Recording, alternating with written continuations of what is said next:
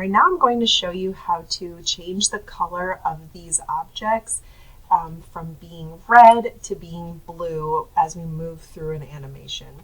So first I'm going to start my beginning of my time lapse as red colored objects, and I'll add a keyframe at this first time point, and you can see here it's marked as a white line. I'll then go through my time series to the point where I want it to be red switching into the blue color.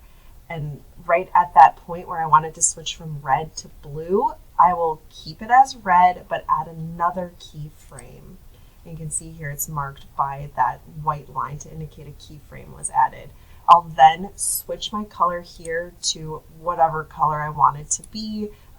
Blue. I can then, like, if you want this to be exactly blue, you can adjust these values here, whatever you need.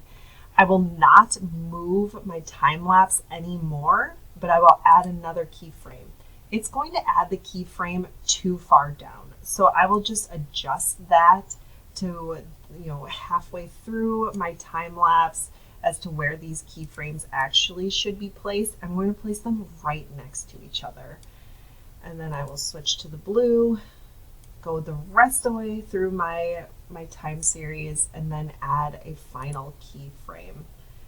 And then I'm just going to delete this one because I don't want it to switch back to red. And so if I then go back to my animation at the beginning of the time frame, you'll see that it's blue, right?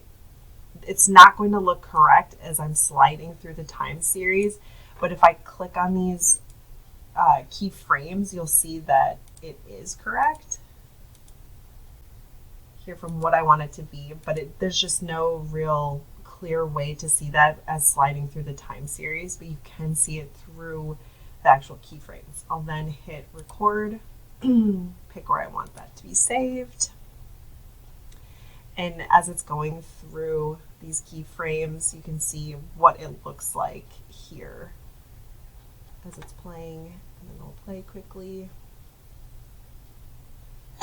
So the key is that color transition to have those keyframes right next to each other without moving the time lapse.